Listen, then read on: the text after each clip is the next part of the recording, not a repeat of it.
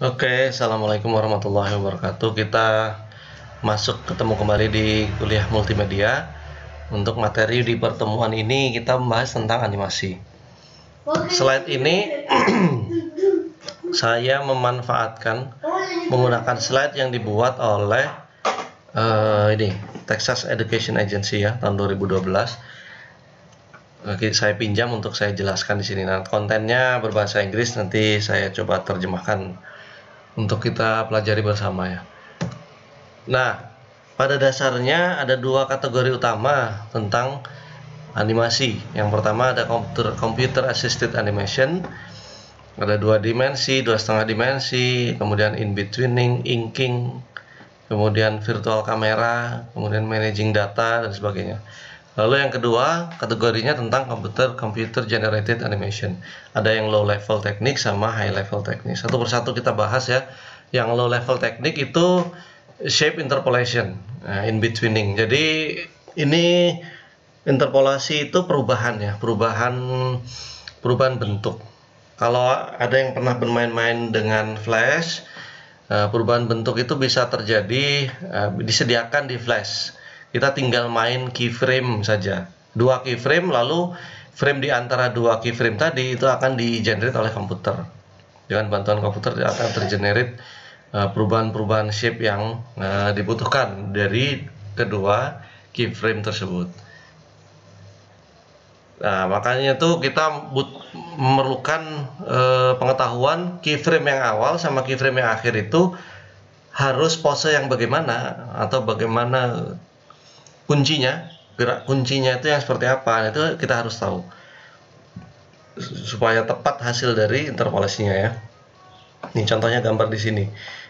Posisi dia dari begini, kemudian ke gerakan yang lainnya. Gerakan yang lain ini yang in betweeningnya itu, yang interpolasinya. Kemudian yang high level teknik itu menghasilkan pergerakan animasi berdasarkan aturan-aturan yang ada yang diberikan ya, biasanya aturan fisik ya, atau contoh gravitasi atau fisik ya, ilmu fisika itu yang diterapkan. Contoh kalau kayak gini, kita cuma menjatuhkan aja si objek mangkok ini, kita beri properti fisik ya, contohnya berat, kemudian gravitasinya, kelenturannya dan sebagainya. Nanti ketika dieksekusi dia akan menghasilkan simulasi. Nah, simulasinya itu berupa animasi, bagaimana dia berinteraksi dengan lantai, kemudian dengan gravitasi dan sebagainya. Itu ya. Nah, lalu kita bergeser ke sejarah animasi. Jadi animasi itu kira-kira ada tahun 1800-an itu ada istilah namanya persistence of vision, atau mata kita itu cenderung mempertahankan sesuatu yang sudah dilihat pada masa lampau dalam waktu yang singkat ya. Nah, dari sini berkembang konsep animasi yang paling sederhana. Ini ada zoetrope atau wheel of life kayak gini. Yang ini nih, wheel of life-nya. Kalau diputar, dia akan menghasilkan gambar pada satu titik ya. Kalau ini kayak ini nih. Ini yang zoetrope ya. Kalau ini kan ada lampu di tengahnya, kemudian ini berputar. Ini ya, wheel of life, wheelnya ini berputar. Nah, kalau kita putar terus secara dengan kecepatan tertentu, maka di titik, misalnya kita fokus di sini ya, maka nanti seolah-olah ada gerakan ada objek yang bergerak di situ. Padahal sebenarnya hanya gambarnya aja bergantian. Nah, kemudian yang lebih mudah lagi untuk kita pahami adalah flipbook. Jadi kita menggambar di setiap halaman, menggambar gambar satu dengan gambar pada halaman berikutnya, itu berkesinambungan. Ya, kalau kita buka satu persatu dengan kecepatan tertentu, maka akan menghasilkan animasi seperti ini. Nah, kayak gini. Ya, itu flipbook. Konsepnya kayak gitu sederhananya animasi. Kemudian animasi sebagai bentuk seni ya. Animasi yang pertama kali muncul itu tahun 1920 animasi dengan karakteristik ya, dengan personality. Personality itu ya animasi dengan yang memiliki karakter ya. Felix the Cat itu tahun 1920-an. Nah, kita kenal juga untuk animasi-animasi dengan karakter, dengan personality yang berbeda-beda itu pada Walt Disney, dan adanya suara. Dengan suara kita bisa mengenali karakter itu lebih dalam ya. Nah ini ya. Dari kemudian Disney mengembangkan lagi animasi itu sebagai dengan beberapa komponen ya, komponen inovasi baru dalam animasi. Yang pertama, storyboard itu sebagai acuan dari cerita animasi yang akan kita buat ya. Kemudian sketsa pensil untuk menampilkan gerakan animasinya itu bagaimana. Biasanya kan dengan sketsa ini kita bisa mengestimasi pergerakan animasi itu mau yang seperti apa ya. Kemudian ada multiplane camera stand. Ini seolah-olah kita menggunakan kamera ya, padahal sebenarnya apa yang dianimasikan itu gambar juga. Kemudian warna. Nah, dengan warna akan memberi kesan yang lebih lagi, dan suara juga ya. Nah, Walt Disney inilah yang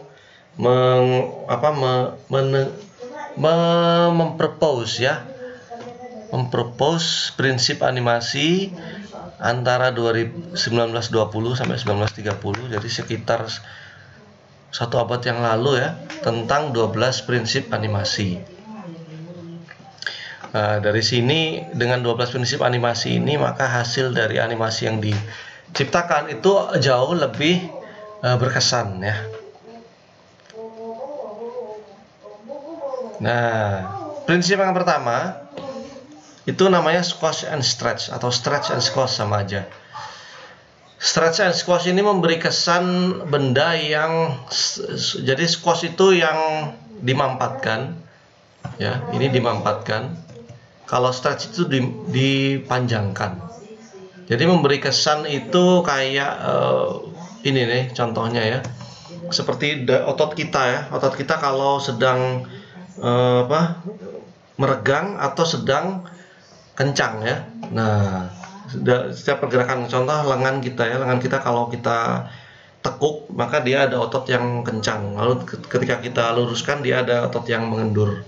Nah, itu namanya contoh inspirasinya dari Living Flash. Nah, deformasi seperti ini itu deformasi yang berlebih-lebihan, itu memberi penekanan ya, memberi penekanan pada deformasi yang dibentuk oleh benda. Contoh ini bola yang jatuh ya, bola dengan deformasi yang sangat kentara begini memberi kesan bahwa bolanya ini bola yang sangat memantul ya, sangat memantul dan lentur. Kemudian walaupun objek ini terdeformasi ya, di sini ya, walau terdeformasi begini, tapi volumenya harus terjaga ya. Lihat di sini perbedaan antara objek di sini dan objek ketika menempel di harusnya di sini adalah, di sini stretchnya, di sini squashnya. Ketika stretch sama squash, ukuran volumenya itu relatif sama. Seperti di dunia nyata juga, kalau bolanya itu ditarik, dia volumenya kan tetap. Tapi ketika dimampatkan juga nggak berbeda juga. Ini contohnya, sehingga memberi kesan realistis. Ini yang pertama yang paling sering diterapkan ya, squash and stretch. Kemudian yang kedua adalah ini contoh, bisa dilihat di sini videonya ya. Ada Seven Camel di sini juga, ini contohnya. Nah, Anda bisa lihat kapan harus stretch. Ini yang kondisi normalnya. Kondisi normal ini adalah stretch, yang ini adalah squash ketika dia membentur tanah. Ini squashnya gini, kemudian stretch lagi, normal kembali, dan seterusnya. Kemudian prinsip yang kedua adalah anticipation. Ini adalah animasi yang muncul, gerakan yang muncul sebelum gerakan utama dilakukan. Contohnya kalau kita mau lompat, maka si animasinya, karakter animasinya harus menekukkan kakinya kan, harus menekukkan kakinya. Itu tadi contohnya dengan melebih-lebihkan, gerakan seperti ini. Ya, tadi kan sebelum lompat kita menekuk kaki dulu ya. Kita tekuk kaki dulu. Tapi kalau untuk animasi, menekuk kakinya itu nggak biasa, harus berlebih-lebihan. Nah, dengan melebih-lebihkan ini akan memberi kesan yang lebih dramatis kepada penontonnya. Nah, ini jadi ya, antisipasi ya, ada aksi dan reaksi. Contohnya kayak gini. Misalnya kalau manusia biasa mau melempar bola, tentunya cuman berdiri begini aja kan ya. Tapi khusus untuk animasi, kita harus melebih-lebihkan dulu gerakannya supaya kesannya itu, wih, orang ini mau melempar bola. Begitu pula si Donald Duck. Ketika dia mau lari, aksinya kayak gini ya. Kadang muter dulu kakinya itu yang di atas ini, gitu baru dia lari. Terus gerak ini. Padahal kalau kita manusia biasa kan kalau mau lari kan ya ancang-ancangnya sedikit aja ya, natural gitu. Tapi kalau khusus untuk animasi harus dilebih-lebihkan. Ini contoh lagi yang lain adalah antisipasi kalau mau lempar bola. Ini bola baseball biasanya. Caranya gini, angkat kaki terus ini bolanya di sana. Nah, ini antisipasi namanya. Gerakan atau mau gerakan-gerakan yang muncul sebelum aksi utama. Aksi utamanya lempar bola. Ini. Nah, maka ada gerakan sebelum lempar bola itu adalah kayak gini. Prinsip yang ketiga adalah staging. Staging itu adalah penampilan yang jelas tentang sebuah ide dalam cerita animasinya. Ini kayak gini ya. Kita animatornya bisa memanfaatkan sudut pandang kamera, kemudian framing dari pengambilan kameranya, posisi dari karakter untuk menghasilkan sebuah cerita, pengalaman bagi penontonnya, supaya penontonnya itu paham sekali ini apa sih yang terjadi di situ ya. Nah, coba lihat yang di atas nih. Yang di atas ini adalah staging yang nggak baik, karena kita nggak bisa lihat ekspresinya kayak apa ya antara dua orang karakter ini. Tapi kalau digeser sedikit, diputar sedikit dua karakter ini, maka kita bisa lihat bahwa mereka itu sedang beradu argumentasi. Ekspresinya kelihatan. Ini staging yang bagus. Kayak gini juga ya. Biasanya dengan staging itu biasanya ada tambahan aksi juga ya, secondary action kayak gini ya.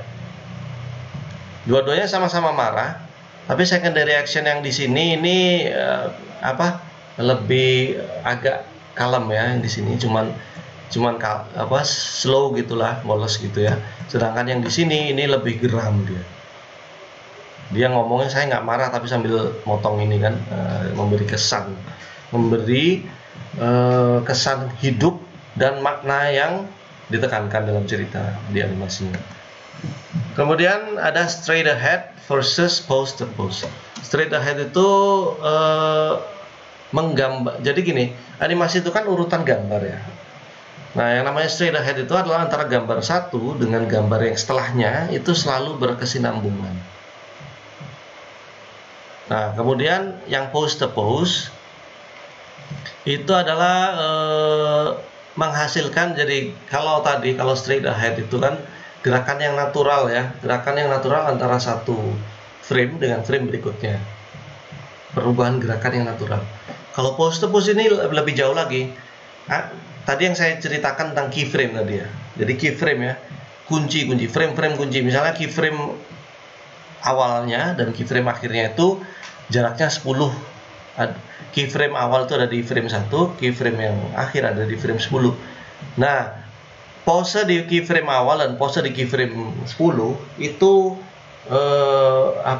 berbeda posenya. Makanya nanti di dalamnya, tapi memilih pose yang berbeda ini juga harus mempertimbangkan beberapa aspek. Misalnya melompat ya, kita mau keyframe dari ketika mulai dia melompat, kemudian keyframe akhirnya ketika dia landing, atau keyframe awalnya ketika dia mulai lompat, keyframe akhirnya ketika dia di atas misalnya, ketika sedang melayang. Bisa juga, nggak apa-apa seperti itu. Nah, contohnya kayak gini, ini mau keyframe, ini keyframe-nya ya. Yang berwarna ini keyframe-nya. 1, 10, 20, 30 itu keyframe semuanya. Nah, keyframe yang bagus itu adalah pose yang berbeda-beda antara setiap keyframe-nya. Keyframe yang pertama itu nggak apa, dia hanya ngelihat dulu. Keyframe yang berikutnya ambil, keyframe yang berikutnya lempar, kemudian ini udah lepas bolanya. Maka pose to pose itu adalah in between-nya itu. Cara ngambil ya. Jadi perubahan di antara dua keyframe itu, di tengah-tengahnya itu yang baiknya kayak apa? Itu yang straightforward. Yang straight ahead. Nah, kalau pose to pose yang ini dan ini. Pose ya. Kemudian yang prinsip yang kelima adalah follow through dan overlap. Follow through itu gerak ikutan ya. Gerak setelah animasi selesai. Kalau ini lawan dari antisipasi ya. Kalau antisipasi itu kan gerakan sebelum aksi utama. Kalau follow through itu adalah gerakan setelah aksi utama diselesaikan. Contoh misalnya yang tadi itu ya. Kalau gerakan utamanya adalah melempar bola ya. Melempar bola, maka si follow through itu adalah gerakan setelah bolanya lepas, si karakter ini ngapain, apakah dia berguling-guling atau tangannya itu jatuh ke bawah dan sebagainya. Ini contoh ya, ketika baseballnya kena bola, dia nggak langsung berhenti gerakan animasinya. Ketika pemukul baseball itu memukul bola, dia nggak berhenti, tapi kan ada follow through, ada ayunan lanjutan. Kalau langsung berhenti gitu kan aneh jadinya. Terus kalau overlapping itu adalah gerakan yang ini ibaratnya seperti apa ya? Gerakan yang berhentinya itu nggak barengan biasanya. Kita lihat contoh aja di sini. Ini nih. Nah, gerakan utama itu kan mukul ya. Maka follow through-nya itu yang ini nih. Nah, ketika tangannya udah kena, lalu begini, lalu begini lagi. Maka kalau kita lihat animasinya, susunannya, aksinya itu lompat ya. Contoh yang di bawah sini, aksinya kan melompat. Maka nanti gerakan sebelum animasi aksi lompat itu dilakukan itu namanya antisipasi. Maka gerakan setelahnya, setelah lompat itu namanya follow through. Jadi kalau orang lompat itu kan gerakannya nggak langsung berdiri, diam lalu diam gitu, nggak kan? Tapi pasti ada follow through, misalnya menekuk kakinya, siku, lalu tangannya tarik ke belakang, kepalanya ke bawah, dan seterusnya gitu ya. Itu namanya follow through. Kemudian slow in dan slow out itu ini gerakan yang supaya animasi itu nggak seperti robot. Ini contohnya nih. Nah, Anda bisa lihat ya, kalau animasi yang di bawah ini, si mobil yang di bawah ini nggak pakai slow in slow out, gerakannya ya aneh aja, agak berhenti, mulainya itu mendadak.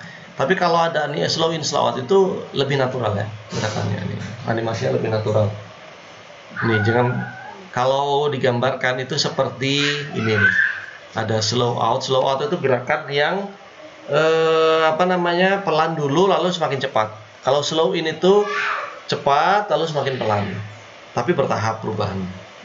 Anda bisa lihat ini di sini ada linknya untuk melihat contoh slow in slow out. Ini terjadi kalau secara natural slow in slow out itu selalu ada. Hanya robot aja yang nggak pakai ini ya, gerak robot aja yang nggak begitu. Ini contoh slow in slow out. Kalau kita ibaratkan bandul ya, bandul itu ada titik maksimumnya kalau dia berayun, kecepatannya akan selalu berubah kok. Dari setiap titik ini, dari titik 1, 2, 3, 4, 5, 6, 7 itu akan terjadi perubahan. Slow out dia kecepatannya bertambah ketika dari titik puncaknya dia berayun, ketika menuju ke 4 kecepatannya nambah ya. Lalu ketika dari 4 ke 7 kecepatannya menurun bertahap, namanya slow in. Oke. Kemudian yang ketujuh adalah arcs. Arcs ini gerakan animasi yang semua gerakan animasi itu akan selalu membentuk arc, lengkung ya. ada jalurnya selalu lengkung, seperti bola yang mantul tuh geraknya jalurnya selalu melengkung. Tangan si karakter kalau digerakkan tuh kan akan selalu melengkung ya. Jalurnya itu loh, dari sini ke sana itu geraknya selalu melengkung. Itu akan memberi kesan alami, gerakan alami.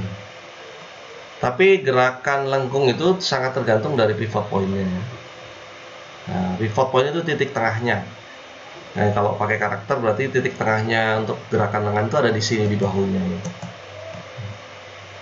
Oke, kemudian ini contohnya spline curve ya.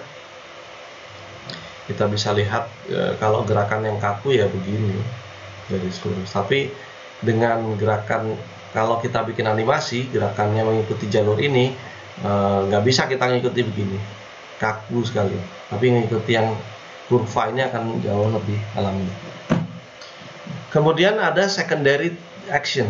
Secondary action, prinsip yang ke-8 adalah gerakan tambahan ya, gerakan sekunder, gerakan minor yang muncul karena gerakan utama. Contoh, kalau ada manusia yang berjalan, secondary actionnya untuk animasi karakter yang berjalan itu adalah bajunya yang melambai-lambai, atau rambutnya yang berkibar-kibar, atau ekornya yang ngikut gerakannya, ngikut gerakan utamanya. Kemudian contoh lain adalah facial expression. Ekspresi yang diwujudkan di sebuah animasi itu disebut sebagai secondary action. Jadi secondary action itu bisa disebabkan oleh objek yang lain ya. Gerakan bola karena ditendang itu juga secondary action. Lalu, nah ini contohnya. Contoh secondary action. Gerakannya itu pakai topi. Maka nanti secondary actionnya itu ada di ininya, si gerak topinya itu ketika dari bawah lalu dipakai ke atas pasti ada perubahan. Atau ketika dia lari, gerakannya kelihatan kan seperti ini. Nah, ya kayak gini contohnya. Lalu timing, prinsip yang ke-9 itu adalah jumlah frame yang digunakan untuk setiap 2 keyframe, setiap pose.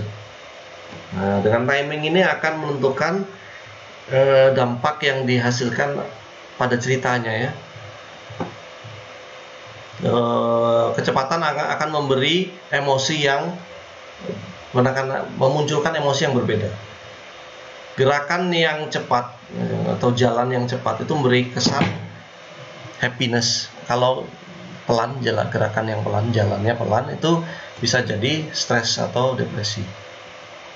Kemudian prinsip yang ke-10 adalah exaggeration atau melebih-lebihkan.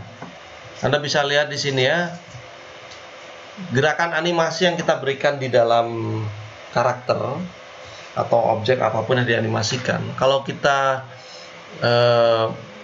tidak melebih-lebihkan itu jadi kesannya kurang gimana ya? Kurang berkesan, kurang dramatis. Nah ini contohnya, ini kalau dia terkejut ya bisa aja terkejut cuman nganga, lidahnya masih di dalam, matanya masih nempel gitu, bisa aja, tapi kurang apa ya, kurang dramatis aja. Nah di animasi itu ditekankan begini, exaggeration, lidahnya dikeluarin, nih mulutnya itu terbuka lebih lebar, matanya keluar gini dan membesar. Tapi kita harus berhati-hati ya, animator itu tidak boleh melebih-lebihkan, over exaggerate everything. Nggak bisa semuanya dilebih-lebihkan.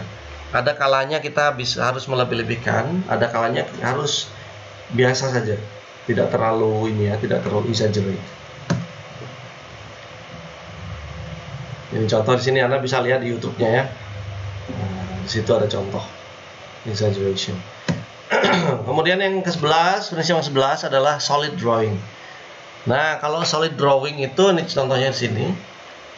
Walaupun animasinya 2 dimensi, setiap kali objek itu bergerak, berputar, berpindah posisi, pasti kita akan lebih baik memberikan kesan objek yang kita gambar itu bentuknya itu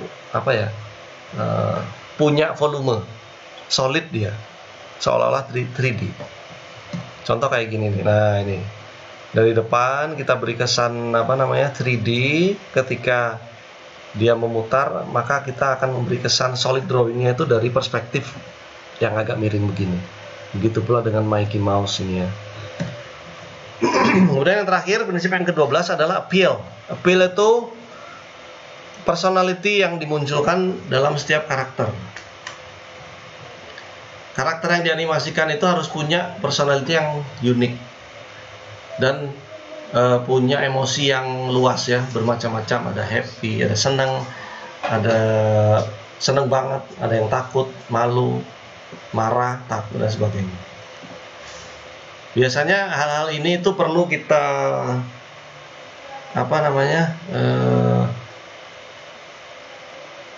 kesankan kepada objek yang atau karakter yang kita munculkan dengan spesifikasi ya, karakteristik yang muncul. Ini contoh ini kayak gini. Ini film apa nih? Lupa saya. Nah, ini film kayak gini nih. Ini ada namanya fear, lalu sadness kayak gini, marah itu merah, ini hijau yang disgust. Nah, seterusnya gini. Dan semua kalau Anda pernah nonton Mickey Mouse, semua karakter yang ada di Mickey Mouse itu, Donald Duck dan sebagainya, penampakan masing-masingnya itu punya personality yang unik dari apa yang kita lihat ya. Nah gitu. Ini contoh Mickey Mouse riang gembira. Kemudian ini juga kesannya itu bersahabat ya. Kemudian kalau ini kesannya adalah ini siapa sih? The Vil ya, Cruella de Vil. Ini yang kesannya itu jahat ya. Gitu. Dari penggambaran seperti ini kita sudah bisa membaca karakteristik masing-masing karakter animasinya. Nah, area seperti ini itu membutuhkan ada beberapa literatur yang bisa dipelajari ya tentang prinsip animasi ya, ketika diterapkan pada 3D dan sebagainya. Oke, itu tentang 12 prinsip animasi. Anda bisa memperdalam materi tentang 12 prinsip animasi tersebut itu dengan melihat-lihat di YouTube ya. Di YouTube itu banyak sekali contoh-contoh setiap prinsip animasinya ada di sana. Oke, terima kasih atas perhatiannya. Semoga bisa memberikan gambaran tentang prinsip animasi. Kita ketemu lagi di pertemuan berikutnya. Wassalamualaikum warahmatullahi wabarakatuh.